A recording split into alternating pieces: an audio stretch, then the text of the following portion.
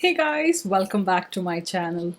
I'm Sneha and today I'm going to be sharing my favorite and not so favorite products from Charlotte Tilbury. So if that's something that interests you, please continue watching. Now I've tried about, I believe around 32 products or so, and if I were to count every shade I've tried, it's over 50 products from the brand. So I think I have a fair idea of what I like and don't like from Charlotte Tilbury. But just keep in mind that I have an oily to combination skin type depending on the time of the year, and that products may perform differently on my skin versus say yours. So the products that I don't like, maybe someone loves them. So just keep an open mind about the products, but these are just based on my experience. I'll start with my favorites. So for each of my favorite products, I've also done a demo where I've shown you how it looks going onto my skin. So I hope that's helpful. So starting with the favorites, I've arranged them in the order of application so you can follow it along with the demo as well. So the first product is the Charlotte Tilbury Hollywood Flawless Filter. It's meant for a superstar youth glow, and I have it in the shade 510. I use it in a couple of different ways. I use it on days where I don't want to wear foundation, where I can just get away with applying a very thin layer of this particular product all over my face. So I'll apply that all over. It adds a little bit of color to my face because the skin on my face is lighter than my neck. It kind of helps to bring some of the color onto my face with a radiant glow. And then I would just go in with concealer to spot conceal and set the face with powder and be done for the day. Another way I like to use it is as a primer underneath my foundation. So as you'll see in the demo here, I've done half of my face using it as a primer, so I've used it all over. Another way I like to use it, especially during the warmer days, is just to use it as a liquid highlighter. So I've applied it just on the high points of my cheekbones, a little bit on the forehead, and a little bit on the cupid's bow. So as you can see, it adds a beautiful radiant glow to the skin, and I absolutely love it. So it gives a beautiful glow from within kind of a look, which is what Charlotte Tilbury's brand is all about, and I really love the effects from this product. The second product I have as my favorite is the Charlotte Tilbury Airbrush Flawless Foundation. And I had gone for the launch party for this and matched to 7.5N, but that's way too light for me. The shade I have on currently is shade 8 Warm, and that's a good match for me at the moment. And I do have a full review and wear test with this foundation, so I'm just going to link it right here as a card, so you can watch that. But in a nutshell, it's a beautiful full coverage foundation, which has a demi-matte finish, and you can achieve that in less than one pump of foundation, at least for my face. I prefer using only about half a pump of this foundation, maybe slightly more, but that's about it. As you'll see in the demo, one full pump was way too much for me and I waste almost half the product. So generally I don't take a full pump out, but I just wanted to show you in the demo. So as you can see in the demo, it just glides over the skin really well and has really good coverage quite quickly. At the same time, still looks like skin. It doesn't look overly heavy or cakey on the face. It does stay put really well on the skin. And even though I have to blot maybe once or twice throughout the day, the foundation stays put on the skin, and that's something I appreciate about a foundation, and also that it does not settle into my smile lines. Another thing I've noticed with this foundation is my skin always feels good even after I take it off. So I don't know, I definitely think it has some skincare benefits to it. So the foundation not only looks good when you apply it, but also feels really nice once you take it off. Next is a tool that I use to apply the foundation and also the Hollywood Flawless Filter. And it's the Hollywood Complexion brush. So it's a dual-sided brush, as you can see here. I love using the bigger side for the Hollywood Flawless Filter or the Airbrush foundation. And I love using the smaller areas for applying concealer under my eyes and also probably highlighting the bridge of the nose, chin, small areas like that. Great quality brush, blends beautifully and also washes off quite well. So really good all-rounder brush. I especially love it when I travel because then I can skip a second brush and use this for both my foundation and my concealer. Next in my favorites is the Magic Away Concealer. I have it in the shade 8 Medium. And although I hate the packaging and I have taken off the sponge, as you can see from the demo, it's such a good product and you need such a small amount to go over the under eye area.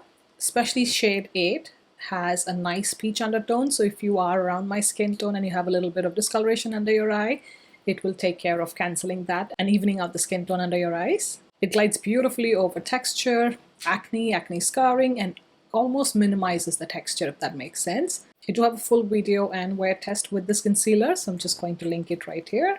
Next is a product I've not seen anybody else do it before Charlotte Tilbury did. That's the Hollywood Contour Wand, and she came out with 2 shades, I believe, and I have the shade Medium to Dark. Beautiful gel-like watery consistency for this product. Good pigmentation. It looks scary when you first apply it, but it blends out like a dream. It just meshes and blends beautifully into the skin. Again, I have a full in-depth review for this product if you're interested, and I'll link it up right here. Next up is the Charlotte Tilbury Beauty Light Wand in the shade Goldgasm. At first, when she came out with the first shade, I don't remember the name of the shade, it looked quite ashy for me. So thank God I waited, because she did come out with more shades, and when I saw this in person in the store, I fell in love. I had to get this. It's a beautiful liquid highlighter that has the impact but doesn't look glittery or chunky in person. Also, it blends beautifully into the skin without any harsh lines. Again, I wish the packaging was different. I do not like the sponge applicators, so I always get some on the back of my hand and work from there with either my fingers or a brush. Also, it can be worn quite heavily depending on how much you apply, or quite light. So I feel like a lot of different skin types and ages can get good use from this product. Beautiful, beautiful product. I cannot recommend it highly enough, and it's been my favorite liquid highlighter for the past few months for sure. By the way, if you're enjoying the video so far, definitely give it a thumbs up and also consider subscribing for more such videos. Next is the product that I didn't even have to think of. If I think of Charlotte Tilbury, this is the first product that pops into my head. It's probably the first product that I actually purchased from the brand, if I can remember correctly. It's the Airbrush Flawless Finish Powder, and I use the shade Medium in it. It's been my holy grail powder since I discovered it a few years ago, I believe, at least, if not longer. I love that it's non-drying, smoothing, pore filling, smoothing out texture, all of these and above, and I absolutely love it. One of these usually lasts me for at least 1.5 to 2 years before getting complete use out of this, and I definitely have backups ready for use once I run out of this. Especially if you're on the normal to drier spectrum of the skin type, you will love this powder. Next is another brush from Charlotte Tilbury that I absolutely love.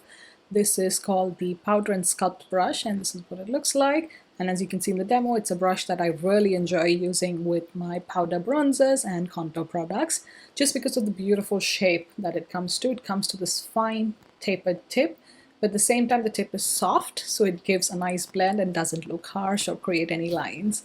I really enjoy using this brush, and it's quite unique in my collection, so therefore I would highly recommend checking this one out. Next are these Rock and Kohl eye pencils from Charlotte Tilbury. This may be also the first or second product that I tried from the brand, and I absolutely fell in love. I first tried the shade Bedroom Black, which is the blackest shade that they do, and then I think I ended up buying all the other shades, probably except the new Pillow Talk eyeliner. I have all the other shades from this line, and I love them. I do have a full video with swatches, so I'm just going to link it right here if you're interested in watching the other shades. But this is beautiful. As you can see from the demo, it glides on really easily, very pigmented, and it stays put for a very long time. Also, I like that you get a few seconds before it sets, so you can smudge and create like a smoky line if that's something you want to do. So it's quite versatile in that respect. When it comes to lip products, Charlotte Tilbury does make a wide range of lip products, from lip liners to liquid lipsticks to matte lipsticks, creamy lipsticks, glossy lipsticks, all of them. But my favorite formula has to be the Matte Revolution lipsticks. I have this in a few shades, but the ones that I would recommend would be Walk of Shame, which is the one I'm applying here in the demo. As you can see, I've completely used it up, and I'm just digging into the last bits from the tube. Another shade that I absolutely love is Bond Girl, which is slightly more on the pinky nude side for my skin tone and my lip color. And the recent one that I've purchased is Pillow Talk Medium. So if you're on my skin tone, these shades would look absolutely stunning on you. What I like about these lipsticks is that they have a matte finish, but they're still creamy when you apply it from the bullet.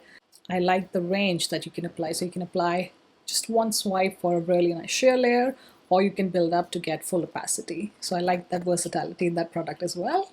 And they're quite comfortable on the lips. My lips don't feel dry or anything. I do have a lip balm underneath, but even then, if I were to apply this lipstick on its own, it's never been drying on my lips, if that makes sense. And then lastly, it's not a makeup product, but I had to mention this skincare product from Charlotte Tilbury. If you had to get one product from her skincare line, I would highly recommend getting the Goddess Clay Mask. Now, all clay masks that I've tried so far in my 35 years have all been drying on the skin. Now, I have oily skin, so I don't mind that. But in the colder months, my face is more on the combination side, so my cheeks and around my mouth tend to get a little bit dry, especially if I use a regular clay mask. But I don't know what they have in here. it doesn't dry down completely, and it doesn't dry out the skin when you take it off.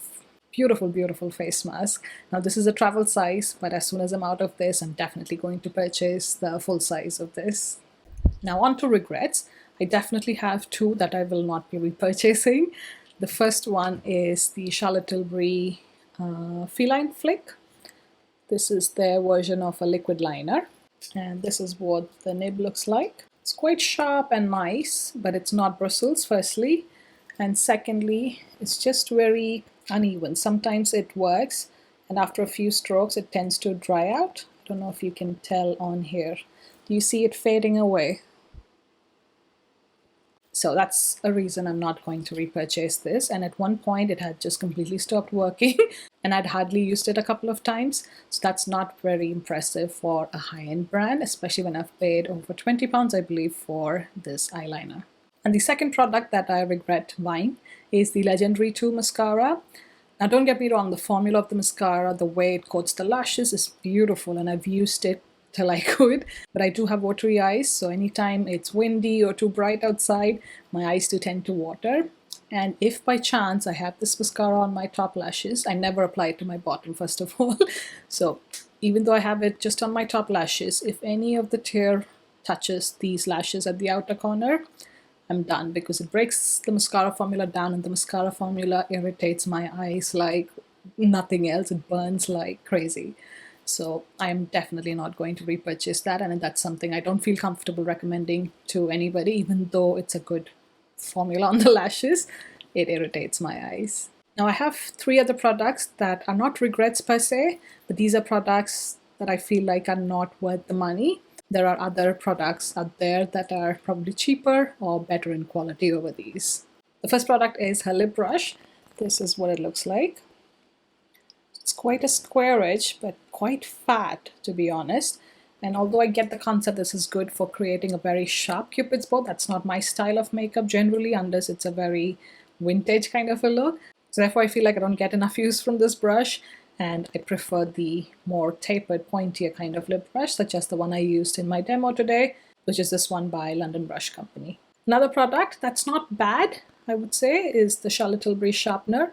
It does give a regular point, I guess, but ever since I've discovered the My Kit Co sharpness, which look like this, I don't like to use anything else, especially if you like fine detail work with the eye pencil, which you never could before because they have a blunt edge. This will change your game. And I bought a duplicate of this to replace this in my freelance kit. And then lastly is the Magic Cream. People either love it or hate it. I am in between. I've tried a few samples of the Magic Cream. It's a nice, luxurious feeling moisturizer. Is it worth £100 or more? Absolutely not. And when I look at the ingredients, nothing is mind-blowing that I can justify £100 for a tub of moisturizer. So I definitely think it's a pass for me, and I prefer so many other moisturizers compared to that one. So that completes my favorites, not so favorites, and regrets from Charlotte Tilbury. And this is what the makeup looks like in natural lighting versus studio lighting. I, of course, prefer how it looks in natural lighting, but living in London, the sunlight is not very reliable. Most days it's quite gloomy, so that's the reason I filmed in the studio lighting. By the way, I'm also planning a part 2 of this video where I go through all the other products that I've not discussed today, which are somewhere in between. They're not favorites, but they're not regrets either.